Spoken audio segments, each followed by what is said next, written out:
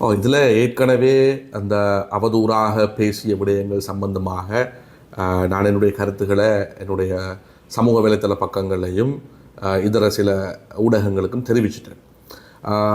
So அதில் தெரிவிக்காத புது விஷயத்தை இதில் சொல்கிறது தான் பொருத்தமாக இருக்கும். அந்த அந்த அந்த அவதூறு சம்பந்தமான விடயத்துக்கு பிற்பாடாக இலங்கையினுடைய உயர்ந்திய சபையாகிய இலங்கை நாடாளுமன்றத்துக்குள்ளே வச்சு இந்தியாவுக்கு வரும்பொழுது என்னால் துப்பாக்கி கொண்டு வர முடியாது, அப்படி கொண்டு வந்திருந்தால் உன்னை சுட்டிருப்பண்டா என்ற ஒரு வசனத்தை சொல்கிறார். அதுக்கு அடுத்தபடியாக நீ யாழ்ப்பாணத்துக்கு வந்தால் உன்னை சுடுவண்டா என்று சொல்லி சீமானுக்கு ஒரு வசனத்தை சொல்லுகிறார். இதில் நாங்கள் பார்க்க வேண்டிய விடயங்கள், ஒன்று, இதில் கொலை அச்சுறுத்தல் ஒன்று நாடாளுமன்ற சிறப்புரிமையை பாவித்து மேற்கொள்ள முடியாது. ஒரு அவதூறு, கொலை அச்சுறுத்தல், கலவரத்தை உண்டு பண்ணுகிற நோக்கத்தோடு பேசுகிற விஷயங்களை இந்த ஸ்பெஷல் ப்ரிவிலேஜுக்குள்ள இந்த பாராளுமன்ற சிறப்புரிமையை பயன்படுத்தி எதுவும் கதைக்கலாம் என்ற அடிப்படையில் உற்று நோக்க கூடாது. இது முதலாவது விஷயம். ரெண்டாவது, இவர் இந்தியாவுக்கு ஆயுதத்தை கொண்டு வர முடியாது, அப்படி கொண்டு வந்தால் சுற்றுப்பன் என்ற இடத்துல, ரெண்டாவது யாழ்ப்பாணத்துக்கு நீ வந்தால் நான் சுடுவன் என்று சொல்கிற அந்த பாயிண்டில் ரெண்டு இடத்துலையும் இவர்கிட்ட ஆயுதம் இருக்கு என்ற மாதிரியான ஒரு அர்த்தம் வெளிப்படுது. ஏற்கனவே பாராளுமன்றத்தால் இவருக்கு நாடாளுமன்றத்தால் அனுமதி வழங்கப்பட்டு இவருக்கு உத்தியோகபூர்வமாக ஒரு துப்பாக்கி கொடுக்கப்பட்டது. அந்த துப்பாக்கியை பயன்படுத்தி சாமானிய பொதுமக்களை சுடுவேன் நாயே என்று சொல்லி துப்பாக்கியை காட்டி மிரட்டிய சந்தர்ப்பத்தில் மதிப்புக்குரிய சிரேஷ்ட சட்டத்தரணி முன்னிலையாகி விஸ்வலிங்கம் மணிவண்ணன் அவர்கள் முன்னிலையாகி அந்த துப்பாக்கி பறிமுதல் செய்யப்பட்டு இன்றைக்கு அது நீதிமன்றத்தில் ஒரு சான்று பொருளாக இருக்குது. அப்போ நீதிமன்றத்தில் சான்று பொருளாக இவருக்கு சட்டபூர்வமாக வழங்கப்பட்ட துப்பாக்கி இருக்கிற இந்த சமயத்தில் இவர் இந்தியாவுக்கு கொண்டு போக விட மாட்டாங்கள் ஆயுதத்தை என்று சொன்ன அந்த ஆயுதம் என்ன? நீ யாழ்ப்பாணத்துக்கு வந்தால் நான் சுடுவண்டா என்று சொல்கிறாரண்டா, இவர்கிட்ட ஆயுதம் ஏதோ இருக்குது. அப்போ சட்ட முரணான விதத்தில் இல்லீகல் ஆன வெப்பனை இவர் வச்சிருக்கிறாரா என்ற கேள்வி உண்டு இந்த இடத்துல வருகுது. அப்போ திருப்பியும் இந்த அரசாங்கத்தினுடைய காலப்பகுதியிலையும் ஒரு பிழையான ஆயுத கலாச்சாரம் ஒன்றை ஊக்குவிக்கக்கூடிய ஒரு தமிழர் தரப்பில் இருக்கக்கூடிய ஒரு பிரதிநிதியாக இவர் இருக்கிறாரா என்ற கேள்வி எழும்புது. ஆகவே பல கோணங்களில் சர்ச்சைக்குரிய விதமாக இந்த விடயம் இருக்கிறதுனால இது வெளியில் நாங்கள் சாதாரண நீதிமன்றங்களில் நாடாளுமன்றத்துக்குள்ளே கதைக்கப்பட்ட விஷயத்துக்கு வழக்கு தொடுக்க முடியாது என்றது தான் அந்த ஸ்பெஷல் விசேடமான தன்மை. நாடாளுமன்றத்துக்கு ஒரு கதைக்கிறதுக்கு வெளியில் நாங்கள் வழக்கு தொடுக்க முடியாது.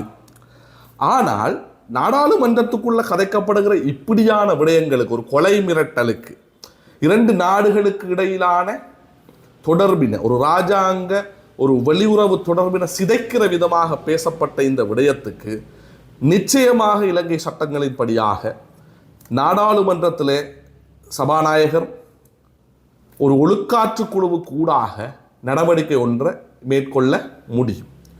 ஒன்று, இந்த குறிப்புகளை, சபை குறிப்பில் இருந்து இந்த உரைகளை நீக்கிறது. ரெண்டாவது, இவரை சபையில் இருந்து இடைநீக்கம் செய்கிறது. ஆக குறைந்தது இவருக்கு இடைநீக்கம் என்றது வழங்கப்பட்டே ஆக வேணும் என்ற அடிப்படையில் வெளியில் பல பேரும் பேசுகிறத நாங்கள் பார்க்கக்கூடியதாக இருக்கிறது. இது தொடர்பாக நிச்சயமாக இந்த அரசாங்கமும் ஒரு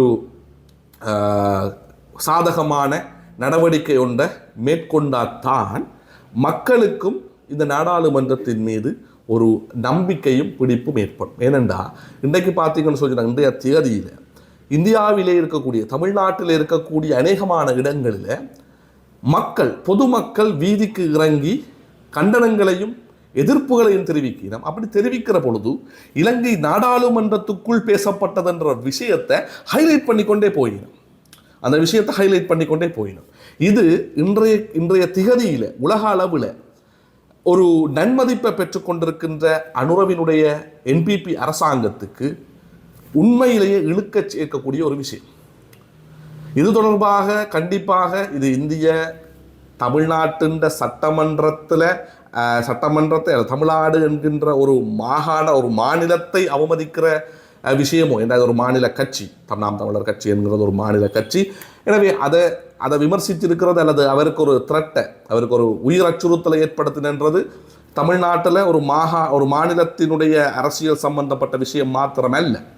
இது கிட்டத்தட்ட இந்தியாவினுடைய இறையாண்மைக்கு இழுக்கை ஏற்படுத்தக்கூடிய ஒரு விஷயமாக இருக்குது. எப்படி என்று சொன்னால், இந்தியாவிலே உத்தியோகபூர்வமாக அங்கீகரிக்கப்பட்ட ஒரு கட்சியாக இருக்கக்கூடிய நாம் தமிழர் கட்சியினுடைய தலைமை ஒருங்கிணைப்பாளரை சுடுவேன் என்று பகிரங்கமாக, யாழ்ப்பாணத்துக்கு வந்தா சுடுவேன், என்ன அங்கே ஆயுதம் கொண்டு வர விட இல்லை, விட்டிருந்தா சுடுவேன் என்று சொல்றது எல்லாம் உண்மையிலேயே இந்திய அரசினுடைய இறையாண்மைக்கு ஒரு இழுக்க அபகீர்த்தி ஏற்படுத்தக்கூடிய விஷயமாக இருக்குது.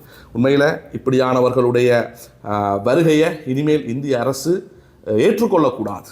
ஏனென்றால் இந்த மனநோயாளிகள் என்ன செய்வார்கள், எது செய்வார்கள் தெரியாது. இப்போ இப்படியான மனநோயாளிகள் உண்மையிலே அங்கே வந்து ஏதாவது ஒரு அரசியல் பிரமுகர்களுக்கு ஏதாவது ஒரு உயிர் தொடர்பான ஒரு பிரச்சனையை அல்லது போனால் ஒரு கொலையை செய்து விட்டார்கள் என்றால் கூட திருப்பியும் ஒரு வரலாற்று ரீதியான அவப்பெயரை நாங்கள் பெற்றுக்கொள்ள முடியாது.